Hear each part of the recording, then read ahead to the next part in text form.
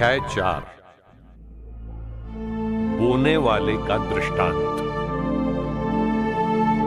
ईसा किसी दिन समुद्र के किनारे शिक्षा देने लगे और उनके पास इतनी भीड़ इकट्ठी हो गई कि वो समुद्र में एक नाव पर जा बैठे और सारी भीड़ समुद्र के तट पर बनी रही।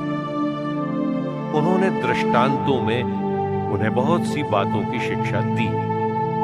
शिक्षा देते हुए उन्होंने कहा, सुनो, कोई बोने वाला बीज बोने निकला।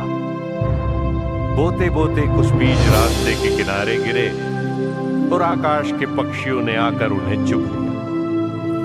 कुछ बीज पथरीली भूमि पर गिरे, जहां उन्हें अधिक मिट्टी नहीं मिली। वे जल्दी ही उग गए, क्योंकि उनकी मिट्टी गहरी नहीं थी। सूरज चढ़ने पर वे झुलस गए और जड़ न होने के कारण वे सूख गए।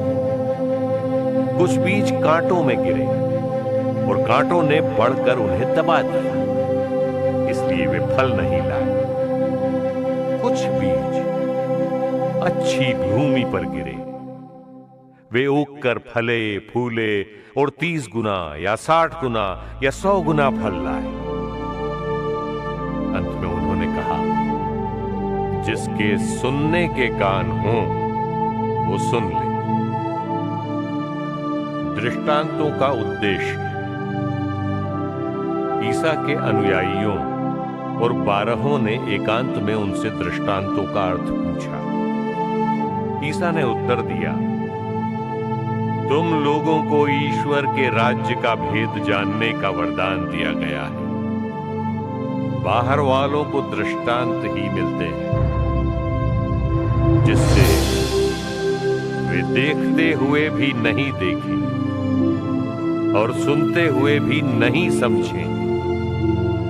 कहीं ऐसा ना हो कि वे मेरी ओर लौट आएं और मैं उन्हें क्षमा प्रदान करूं। बोने वाले के दृष्टांत की व्याख्या। ईसा ने उनसे कहा, क्या तुम लोग ये दृष्टांत नहीं समझते? तो सब दृष्टांतों को कैसे समझोगे? बोने वाला वचन बोता है, जो रास्ते के किनारे हैं, जहां वचन बोया जाता है। ये वे लोग हैं जिन्होंने सुना है, परंतु शैतान तुरंत ही आकर वो वचन ले जाता है जो उनके हृदय में बोया गया है। इस प्रकार जो पथरीली भूमि में बोए जाते हैं, ये वे लोग हैं जो वचन सुनते ही उसे प्रसन्नता से ग्रहण करते हैं, किंतु उनमें जड़ नहीं है और वे थोड़े ही दिन दृढ़ रहते हैं। वचन के कारण संकट या अत्याचार आ पड़ने पर वे तुरंत विचलित हो जाते हैं। दूसरे बीज कांटों में बोए जाते हैं। ये वे लोग हैं जो वचन सुनते हैं, परंतु संसार की चिंताएं, धन का मोह और अन्य वासनाएं उनमें प्रवेश कर वचन को दबा देती हैं और वो फल नहीं लाता। जो अच्छी भूमि में बोए गए हैं, ये वे लोग हैं जो वचन सुनते हैं, उसे ग्रहण करते हैं और फल लाते हैं।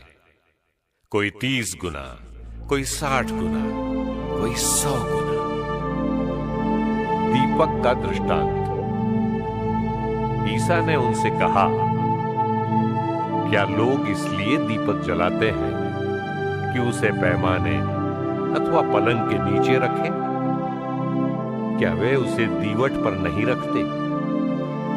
ऐसा कुछ भी छिपा हुआ नहीं है जो प्रकट नहीं किया जाएगा, और कुछ भी गुप्त नहीं है जो प्रकाश में नहीं लाया जाएगा। जिसके सुनने के कान हों, सुन ले।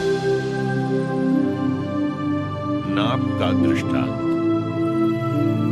ईसा ने उनसे कहा, ध्यान से मेरी बात सुनो। जिस नाप से तुम नापते हो उसी से तुम्हारे लिए भी नापा जाएगा, और सच पूछो तो तुम्हें उससे भी अधिक दिया जाएगा, क्योंकि जिसके पास कुछ है उसी को और दिया जाएगा, और जिसके पास कुछ नहीं है उससे वो भी ले लिया जाएगा जो उसके पास है। बढ़ने वाले बीज का दृष्टांत। ईसा ने उनसे कहा, ईश्वर का राज्य उस मनुष्य के सदृश है जो भूमि में बीज बोता है। वो रात को सोने जाता और सुबह उठता है, बीज उगता है और बढ़ता जाता है, हालांकि उसे ये पता नहीं कि ये कैसे हो रहा है। भूमि अपने आप फसल पैदा करती है, पहले अंकुर, फिर बाल और बाद में पूरा दाना। फसल तैयार होते ही वो हंसिया चलाने लगता है क्योंकि कटने का समय आ गया है। राई का दाना। ईसा ने कहा, हम ईश्वर के राज्य की तुलना किससे करें? हम किस दृष्टांत द्वारा उसका निरूपण करें? राई के दाने के सदृश है। मिट्टी में बोए जाते समय वो दुनिया भर का सबसे छोटा दाना है, परंतु बाद में बढ़ते बढ़ते वो सब पौधों से बड़ा हो जाता है और उसमें इतनी बड़ी बड़ी डालियां निकल आती हैं कि आकाश के पंछी उसकी छाया में बसेरा कर सकते हैं। दृष्टांतों का प्रयोग। वो इस प्रकार के बहुत से दृष्टांतों द्वारा लोगों को उनकी समझ के अनुसार सुसमाचार सुनाते थे।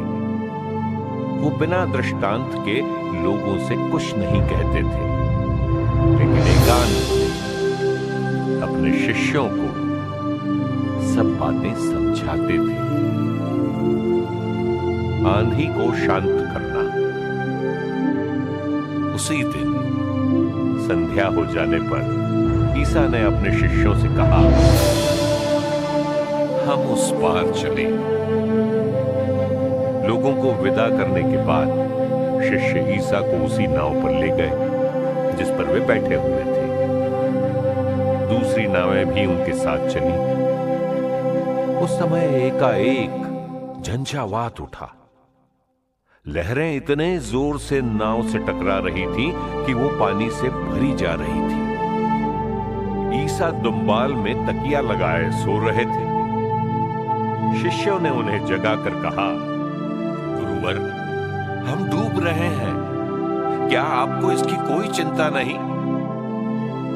वे जाग गए और उन्होंने वायु को डांटा और समुद्र से कहा, शांत हो, थम जा। वायु मंद हो गई और पूर्ण शांति छा गई। उन्होंने अपने शिष्यों से कहा, तुम लोग इस प्रकार क्यों डरते हो? क्या तुम्हें अब तक विश्वास नहीं है?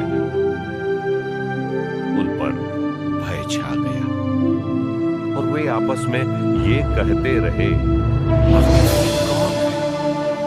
वायु और समुद्र भी इनकी आज्ञा मानते हैं।